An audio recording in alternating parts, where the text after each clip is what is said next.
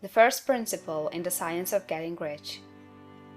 Thought is the only power which can produce tangible riches from the formless substance. The stuff, from which all things are made, is a substance which thinks, and the thought of form in this substance produces the form. Original substance moves according to its thoughts. Every form and process you see in nature is the visible expression of a thought in original substance. As the formless stuff thinks of a form, it takes that form. As it thinks of a motion, it makes that motion. That is the way all things were created. We live in a thought world, which is part of a thought universe. The thought of a moving universe extended throughout formless substance, and the thinking stuff moving according to that thought took the form of systems of planets and maintains that form. Thinking substance takes the form of its thought and moves according to the thought.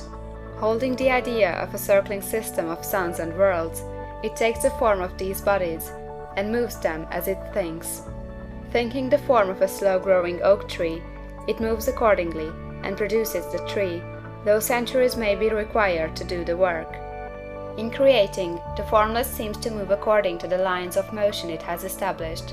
The thought of an oak tree does not cause the instant formation of a full-grown tree, but it does start in motion the forces which will produce the tree along established lines of growth.